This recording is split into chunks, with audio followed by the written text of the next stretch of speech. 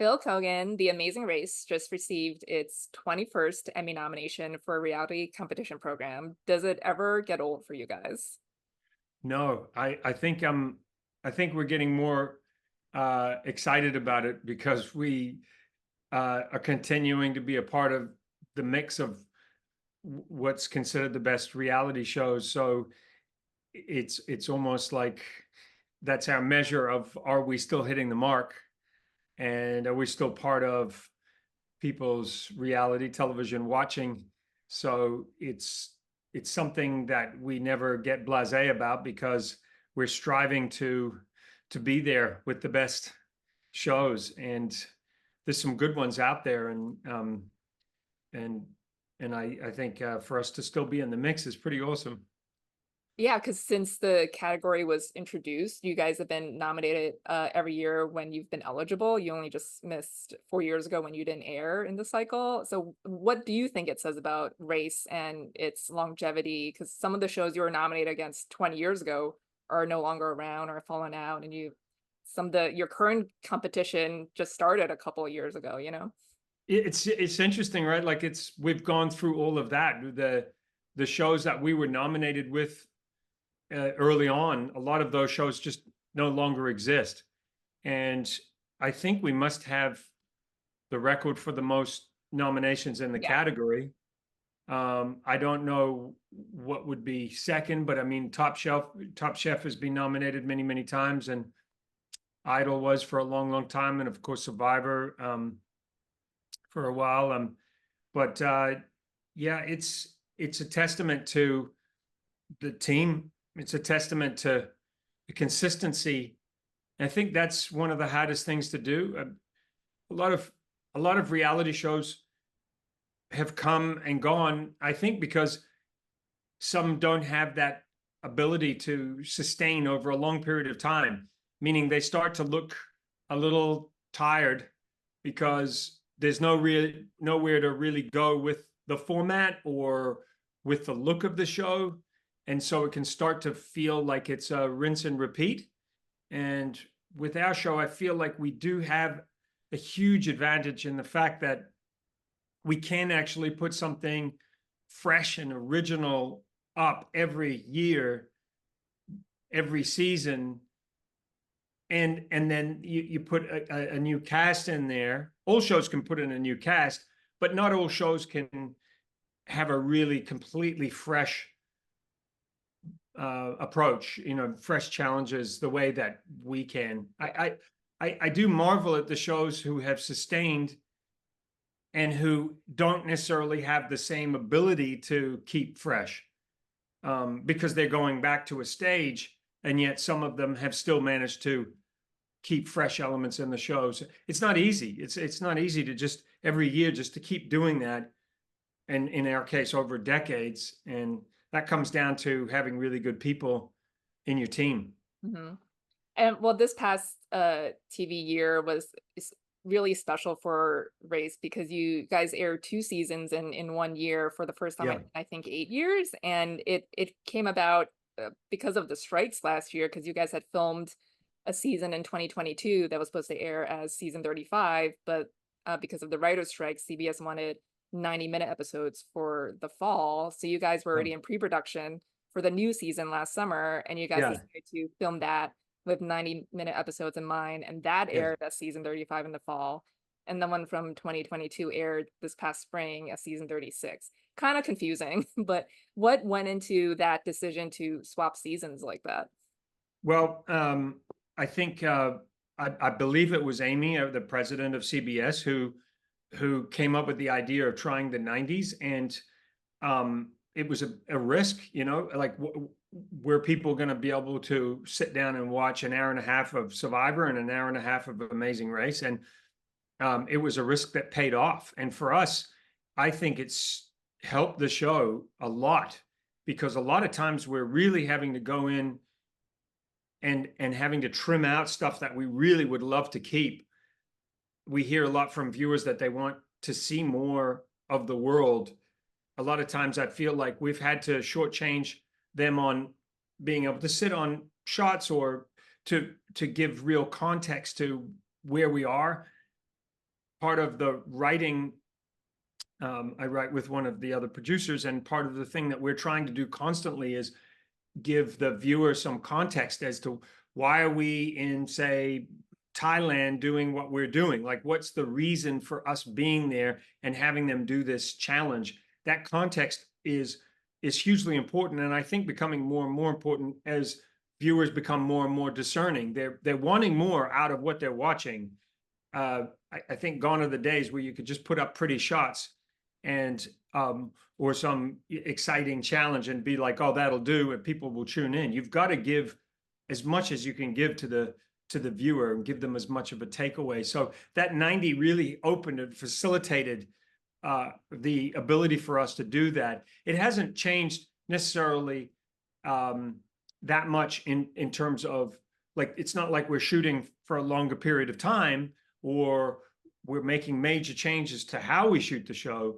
It's just in the edit, we're able to open things up a little bit. So the reason for switching things was that when we went out to shoot what it eventually was the season 35, but what in reality was the season 36, we went back to the edit room and started cutting 90-minute episodes. Season 35 was the opposite. We went into the edit room and started cutting 60-minute episodes. So we needed some time to go back into the material and to make sure that when we fleshed out a season that was not cut for a longer version, that we didn't miss anything and that we took the time to massage it and to make it 90-minute episodes.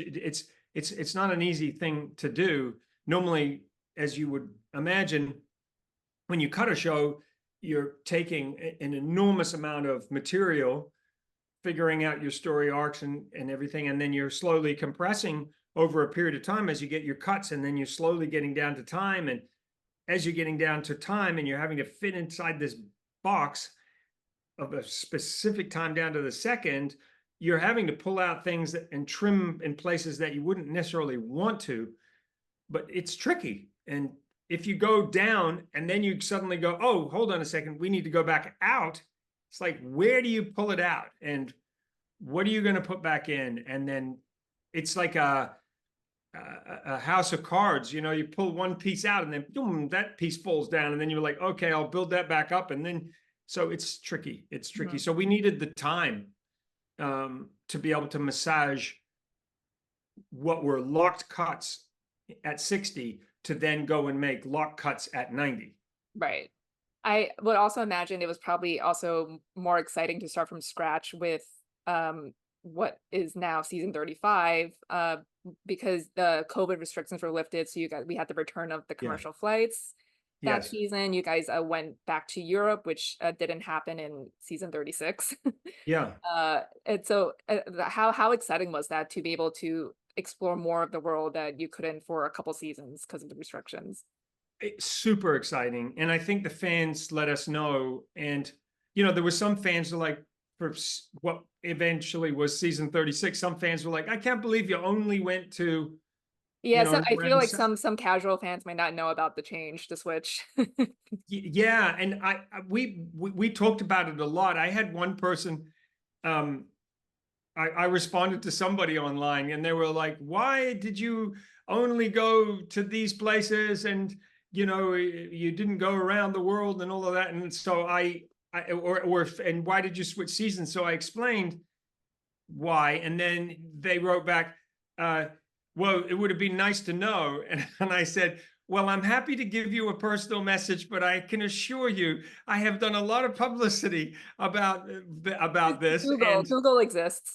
You know, it's always funny how people are like, well, you should have told me. I'm like, we did. Geez, short of knocking on your door and like, listen, I just want to make sure you didn't miss any of the publicity. I did.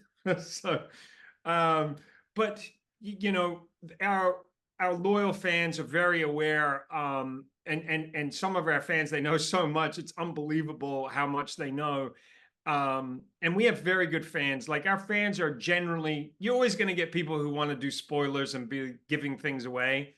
You're always going to get that. But for the most part, our fans are very respectful of other fans watching, and they don't give away spoilers. They're very good at keeping it quiet. Those are the really loyal ones. I think the internet has given permission to a lot of people, like, hey, I'm gonna do an exclusive and bust, that who arrived at the pit stop first or whatever. My feeling with all of that is I think any of that chatter, anytime anybody's talking about your show in any way, whether they're doing spoilers or not, is a good thing. It just means people are paying attention to the show. And the worst thing is if people are not online talking about your show, then you're like, how come nobody cares? But Yeah, people and I think do. like fans, or like the diehard fans, we really just want to know like where you guys are going, and it's not Yeah. about the placement of the teams necessarily. Yeah, and I think, and you're absolutely right, Joyce. I mean, I love that. And I remember having a discussion with someone. They're like, "Oh, we can't give away where we're going." I'm like, "Why? Like, you really think that if a fan finds out that we're going to Slovenia, they're going to be like, oh, found out they're going to Slovenia. I can't watch that episode." What? No, it was like they're going to Slovenia. They've never been there before. I can't wait to watch that episode. So I'm with you. It's like, again, anytime people are actually interested in where we're going and then they want to talk about it or it gets revealed, that's a good thing. That's what we want. We want our fans talking online. And I'm amazed at the level of knowledge that our fans have and that they care so much about the show. And that is a big part of why we've been nominated 21 years in a row, is because our fans have taken such a great interest in our show. And man, I get challenged all the time by our fans with the history of the show, and I love it. They challenge me. I had someone quizzing me the other day with a whole bunch of questions, like, oh my God. I had to really rack my brain, especially with when I'm doing international press on like season 34, but then I'm jumping ahead to do press on season 36, jumping back to do press on season 35, and then sometimes even jumping back to like a season 15. I feel like I've got to, yeah. So it's like a There's too time many warp of them thing. now, but well, But for the Emmys, you guys submitted the sixth episode of season 35 in yeah. India. So how did you guys decide on that tape instead of something like Slovenia, where you guys had never been to before? Well, it really comes down to sort of a collective or unanimous decision. There's a group of us that are on an email, and people put forward their reasonings for why a certain episode should be included. I can't say that it's always unanimous. Sometimes we do have a what they call in boxing the split decision, but for the most part, by the time we come to an agreement where it's because we're like, yeah, okay, we have to weigh up like, what is the cinematography like? What's the storyline like? Who are the characters that are in? What are the storylines that play out? So there's a lot to consider, and I love that. I love that there is that discussion for us. That we're able to figure it out. And look, anytime you're going to a really exotic place like going to the Pink City, and where you're traveling from, say, a place like Vietnam to India, you're going to get something super exciting. Mm-hmm. Well, that episode, we also had the blind U-turn the vote. So you guys Yeah. brought back a lot of these elements, like the Express Pass the past couple of seasons, also introduced the scramble, which was on the final leg in season 35. Yeah. And then you guys also have removed non-elimination legs, which I love because it just creates more stakes and tension. So what were the discussions going into, bringing back some of these elements and eliminating non-elimination legs? I think just to mix it up, I think you sort of have to start doing different things when you've been going that long. Interestingly, there was a lot of criticism for taking out the non-eliminations because there's a huge portion of, or a huge number of fans who really love, maybe this team will stay in. It's their favorite team, that's why they want Yeah, and there's always, by the way, I always get people like, you guys just like make it up. Like right when you want to do a non-elimination, you're like, you just make that up. And I'm like, you have no idea. Like we can never do that for so many reasons. First and foremost, just the logistics of holding a team one extra leg with flights, accommodation, crew. We've got crew that are got to get out because they've got another job. You can't just be like randomly, oh, let's hold that team. They're really good. Or let's get rid of that team because you have to literally block out people's time and crew. And we can't suddenly find a crew if we decide to keep a team. And conversely, we can't just kick somebody out and say to that crew, oh, by the way, we decided to kick that team out. So you guys go home, you're off. So no, it's crazy to me that people even think that, but I guess, you're always going to have the people that, nah, that's Yeah, crazy. they don't know how a TV production works, and there's a lot that Uh, goes into it. And there's also been, historically a lot of like quiz show scandals too that yes. prevent these types of things. Yeah. And,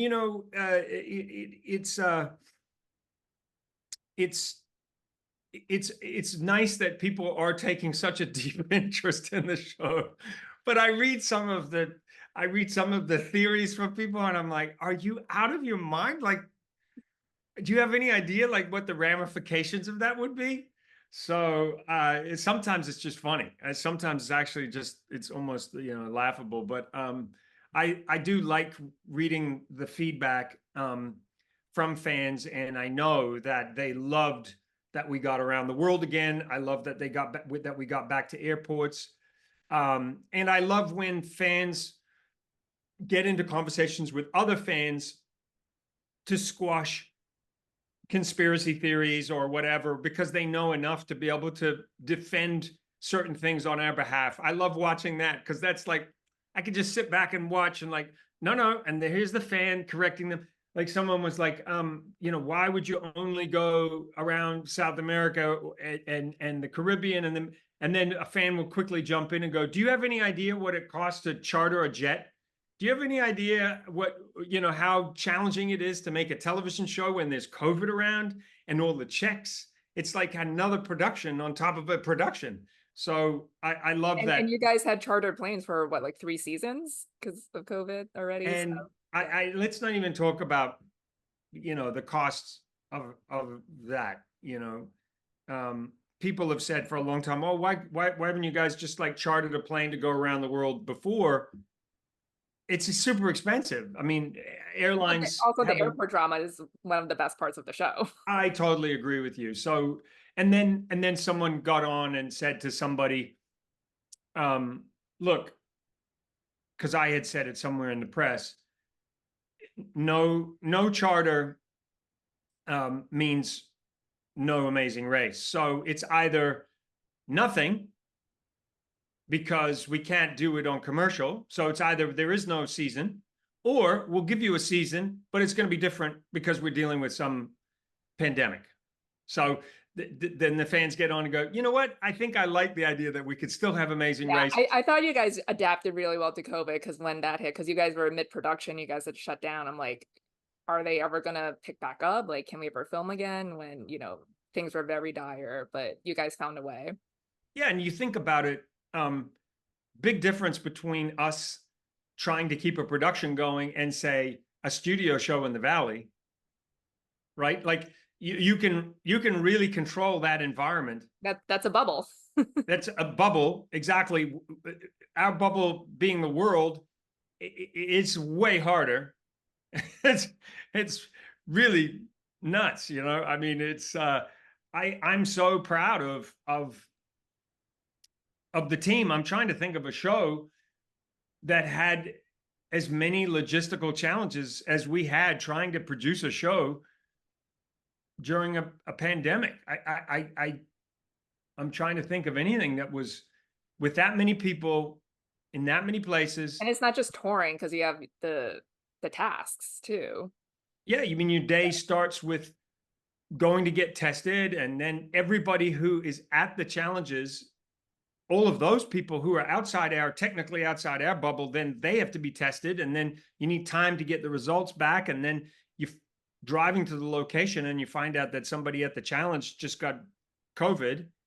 And now, your teams are, yeah, I mean, just I can't even tell you. So I'm super proud of the fact that we pulled it off. And I think made some great shows. And yeah, did it restrict us in terms of where we could go and what we could do? Yeah, Yeah, it but did. it affected everybody in some way, every show in some Yeah. way. Well, finally, you guys have already filmed season 37, which is airing next year, again with 90-minute episodes. So what can you share about the new season? Well, we really to your point before about just trying to bring in some new things, we wanted to do a season where there were a few surprise elements. So that's what I would sort of say would summarize what we did, where there's just some things that come out of left field for the contestants. And I think the viewers will find it fun. But these are like new twists, like a Not scramble. necessarily new twists, but just surprises. I would say is a better way of putting it. If you were to put down a list of the top 100 Amazing Race moments from 1 to 100, the best moments on Amazing Race don't really come from twists. No. They come from things randomly happening as a result of the show just being in a place doing a particular thing. The watermelon moment is not something you would want to plan, but arguably is the biggest viral moment on Amazing Race in Amazing Race history. We never set about having that watermelon smash. That would be very hard to plan as well. Right. But probably the most talked about moment on Amazing Race. Like if you said, what is the moment on Amazing Race that got everybody's attention and went viral like instantly? It was that. Or when the cheese was rolling down the hill. Or even in the season one of the most talked about things that happened on season 36, which was actually 35, was when the brother and sister got caught in that street and couldn't turn the car around. We never planned that to happen. It happened organically within the show. So less about twists and turns and all of that sort of stuff. To me, it's more setting up things to happen. If you believe in the way you produce the show, luck is the residue of design. So meaning good things will happen if you set them up to potentially happen. Yeah. Funny Sometimes you things. can't even tell how racers would react. Like you think watching it's like, I would never do this, but you don't know how they would react in the moment, like under stress. And that's the point, perfect point, Joyce, because that is the beauty of reality television, which is you don't know. You're rolling the dice. If you and I are a team and they put Joyce and Phil out into the world in a particular challenge, then it comes down to you would have to carry me. Well, you see, that in itself could be very interesting. Everyone would hate me because you're doing all the work and all the Roblox. But you'd be giving great advice all the way through that, Maybe. Joyce. Yeah. But I guess my point is, so the way we sort of approached this other season was less about new twists as much as how can we maybe surprise the contestants and the audience at the same time with a sort of like, whoa, I didn't see that coming. So that's sort of more of the approach. That's how I would describe it. And oh my God, the cast is so good. Like in season, what was season 35, but what was actually season 36. That cast was incredible. And that is such a huge part of the success of a show. But that cast in 36 aired as 35, that was the perfect cast for coming back into the world and going around. They reacted to what we gave them, I think, in a really wonderful way. Yeah, for sure. Well, can't wait to see it. And congratulations again on everything. It's always great speaking with you. So thanks again. Have a great day. Yeah, it's really nice to see you again.